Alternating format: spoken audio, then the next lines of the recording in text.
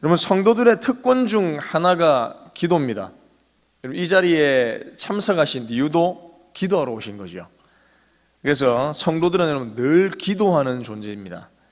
기도로 자신을 세우고 또 기도로 서로를 세우고 기도로 교회를 세워나갑니다.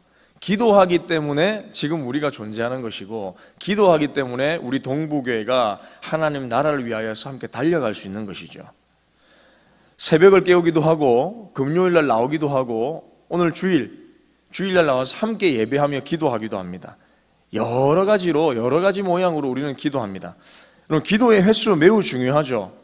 반복적으로 기도하는 것 매우 중요하지만 그 안에 있는 기도의 내용도 여러분 매우 중요하다는 것이죠. 오늘 성경 본문은 사도 바울이 골로새 교회를 위해 기도를 하는 모습입니다. 전체적으로 보면 하나님의 뜻을 알게 해달라는 기도의 내용입니다.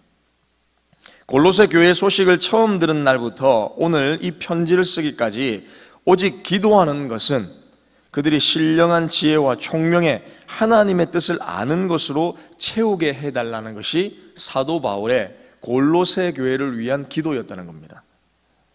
하나님의 뜻을 헤아려서 분별하도록 해달라는 것이죠. 즉 사도 바울의 기도는 하나님이 골로새 교회 가운데 무엇을 원하시는지를 보여주는 기도입니다. 하나님의 뜻이 골로새 교회를 통해서 어떻게 이루어지는가, 너희들은 그것을 알아야 된다는 것입니다. 10절을 먼저 한번 읽어볼까요? 10절입니다. 시작. 주께 합당하게 행하여 범사에 기쁘시게 하고 모든 선한 일에 열매를 맺게 하시며 하나님을 아는 것에 자라게 하시고. 아멘. 사도 바울은 골로새 성도들이 주님 앞에 합당히 행하기를 먼저 기도하고 있습니다. 즉 나의 말, 행동, 주님 보시기에 어떠한지를 생각하며 여러분 사는 겁니다. 하나님 보시기에 합당하다라는 뜻은 바로 이런 것이죠. 내가 말하는 것들, 생각하는 것들, 내 중심에 품고 있는 것들, 주님 보실 때에 나의 모습이 과연 어떠한지, 기쁘게 받으실 만한 것인지 그것을 생각하며 여러분 사는 겁니다. 겉모습만 형식적으로 드러내는 것이 아니라 진짜 하나님께서 보시기에 나는 어떠한 모습으로 살고 있는지에 대하여서 하나님 앞에서도 부끄러움 없는 삶을 우리가 살아가는 것이죠.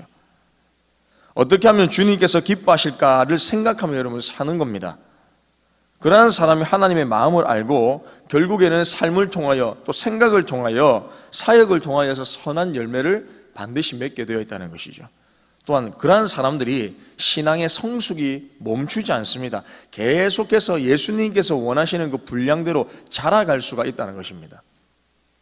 또 한 가지는 여러분 11절을 이어서 이야기합니다. 11절 우리 다 같이 한번 읽어보겠습니다. 시작. 그의 영광의 힘을 따라 모든 능력으로 능하게 하시며 기쁨으로 모든 견딤과 오래 참음에 이르게 하시고. 아멘. 충만한 능력으로 인내할 수 있기를 위해서 또한 사도 바울은 기도하고 있습니다. 바울은 골로새 교회가 주님의 능력으로 능하기를 위해서 기도합니다. 그럼 우리는 능한 존재일까요? 약한 존재일까요? 약한 존재죠. 약한 존재입니다. 그런데 우리가 능해질 수 있는 유일한 한 가지 이유가 있습니다. 그것은 무엇이냐? 주님이 우리와 함께 하시면 그 능력으로 인해서 우리는 능해질 수 있는 겁니다. 즉 그 당시 골로새 교회의 성도들이 중요시하는 삶의 방편은 여러분 매우 다양했습니다. 어떤 이들은 지식의 충만함으로 능해질 수 있다고 생각했고, 어떤 이는 율법을 우리가 잘 지킴을 통해서 우리가 능하다라는 것을 사람들에게 드러내 보이기도 했다는 것이죠. 여러 가지 방편으로 자기 자신의 능력을 드러내기를 원했다는 겁니다. 그때 바울은 그들이 예수님의 능력으로 살기를 위해서 기도합니다. 네가 가지고 있는 지식, 세상적인 가치, 또한 내가 가지고 있는 우리 가운데 허락하신 하나님의 율법, 그것을 열심히 지키는 것, 이거보다 더 중요한 것은 무엇이냐? 예수님과 함께 생활하는 겁니다.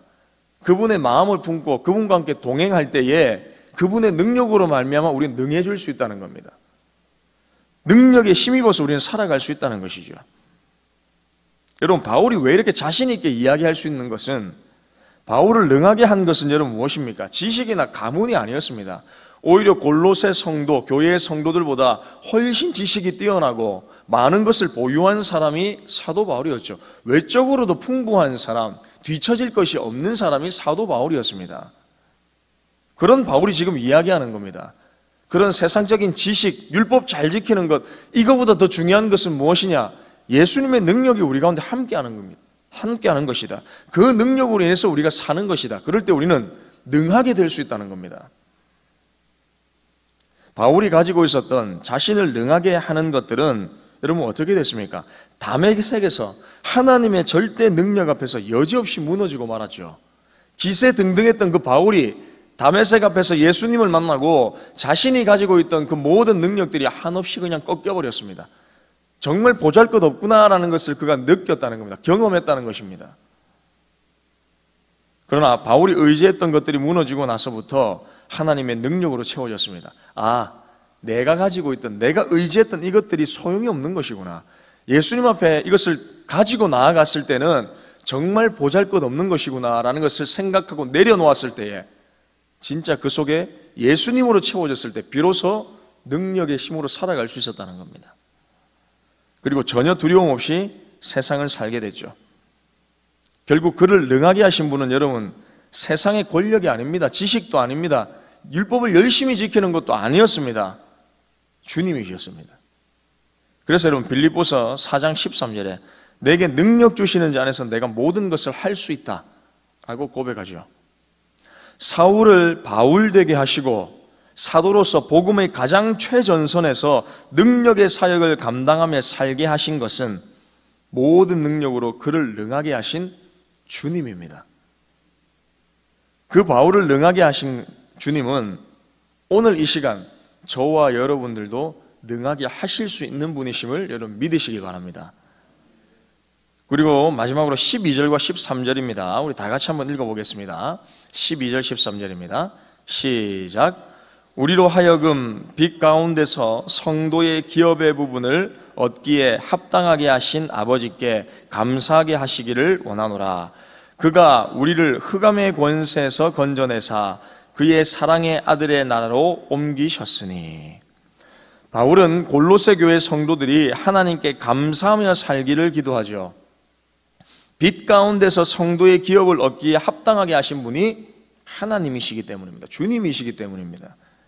그리고 그가 우리를 흑암에서 건져내사 사랑의 아들의 나라로 옮기셨다라고 말씀하고 있습니다. 여러분, 우리가 살고 있던 원래의 나라는 어느 나라였습니까? 예수님을 알기 전에, 주님을 나의 구주로 모시기 전에 우리가 살고 있던 나라는 흑암의 나라입니다. 저주와 심판이 임하는 나라입니다. 우리는 그것을 모르고 살고 있었습니다. 그것이 가장 좋은 것인 줄 알며 착각하면서 살고 있었다는 겁니다.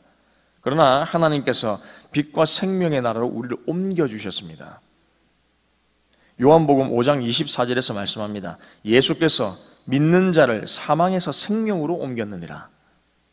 죽음의 자리에서 삶의 자리로 옮겨주셨는데, 여러분 우리 가운데 있어야 될 당연한 것들이 무엇이냐면 감사한 것이죠. 교회가 교회될 수 있는 유일한 이유는 예수님 때문입니다. 우리가 생명을 전할 수 있는 이유도 예수님 때문입니다. 우리 안에 예수님이 계시기 때문에, 생명이 있기 때문에 다른 사람들에게 생명을 전할 수 있는 겁니다. 그래서 교회가 유일하게 감사할 대상은 여러분 누구냐면 예수님입니다. 주님이십니다. 그러므로 지금 베푸신 그 은혜를 인하여 감사하라는 것입니다. 우리는 하나님의 자녀입니다. 그렇다면 자녀답게 사는 것이죠. 그 신분에 걸맞는 삶을 사는 겁니다. 전에 있던 나라는 사망의 나라였다라는 것을 우리가 알고 있다면, 전에 있던 나라는 어둠의 나라였다는 것을 우리가 알고 있다면, 심판의 나라였다는 것을 우리가 알고 있다면, 우리는 하나님 앞에 나아갈 때에 우리의 마음과 정성을 다하여서 예배할 뿐만 아니라 감사함으로 주님 앞에 나아가는 것이죠. 그때는 여러분 정죄받은 몸으로, 노예의 몸으로, 죄인의 몸으로 여러분 살았습니다. 그때는 사단의 권세와 죄에 지배하여서 살았지만 지금은 어떻게 되었느냐? 하나님의 나라, 안식의 나라, 광명의 나라에서 살게 된 것이죠. 그래서 여러분 감사한 겁니다. 사랑하는 성도 여러분, 말씀 마무리하겠습니다. 오늘 본문 9절에서 바울은 이렇게 말합니다. 너희를 위하여 기도하기를 그치지 아니하고. 나를 위해 기도해 주는 사람이 많다는 것은 무엇보다 복입니다. 오늘 우리가 교회를 위해서 할 수 있는 가장 소중한 일 중 하나가 무엇이냐? 기도하는 것입니다. 우리 동부교회가 하나님께서 원하시는 방향과 뜻대로 세워지기 위해 우리가 할 수 있는 것은 여러분 기도입니다. 기도로 움직이는 것입니다. 누군가를 위해 중보하고 기도한다는 것은 최고의 선물이자 능력이 될 수 있는 것이죠. 왜냐? 기도를 통해서 여러분 우리가 일하는 것이 아니라 하나님께서 친히 일하시기 때문입니다. 성도를 위해 할 수 있는 일이 기도하는 일입니다. 그러므로 오늘 이 새벽을 여러분 깨우면서 또한 주일에 우리 예배를 드리면서 우리가 기도할 수 있다는 것에 감사하시기를 축복합니다. 그래서 하나님의 뜻을 분별하는 우리 동부교회, 하나님의 능력으로 충만한 교회, 감사의 찬송이 끊이지 않는 교회가 되도록 기도하기를 그치지 아니하고 기도를 통해 서로를 세우고 나 자신을 세우고 하나님 원하시는 교회를 세워나가는 저와 우리 동부교회 모든 성도님들 다 되시기를 주님의 이름으로 축복합니다. 이 시간 화면에 나와 있는 기도 제목 두 가지를 읽고 다 같이 기도하겠습니다. 우리에게 주어진 기도의 특권을 기억하며 기도하기를 그치지 않게 하옵소서.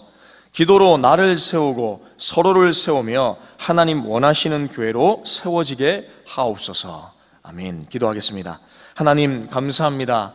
사도 바울이 골로새 교회 성도들 가운데 자신 있게 기도함으로 말미암아 그들 가운데 있던 능력이 그들 통하여서 드러나는 것이 아니라 그들 안에 계신 예수님을 통하여서 능하게 하실 것이라고 말하였던 것처럼 그들을 위하여 중보하고 교회를 위하여 중보하며 기도하였던 것처럼 오늘 이 시간 우리가 함께 모여 기도하는 이유가 그것입니다. 하나님의 뜻을 세워나가기 위하여서 나 자신을 세우기 위하여서 서로를 세우기 위하여서 우리 모두가 하나 되어져서 하나님 원하시는 방향과 뜻대로 세워지기 위하여서 이 시간 기도합니다. 기도하기를 그치지 아니하고 나 자신을 주님 원하시는 온전한 모습으로 또 서로를 세워나가고 교회를 세워나가는 진정한 기도의 사람으로 우리가 세워질 수 있도록 주님 축복하여 주시옵소서.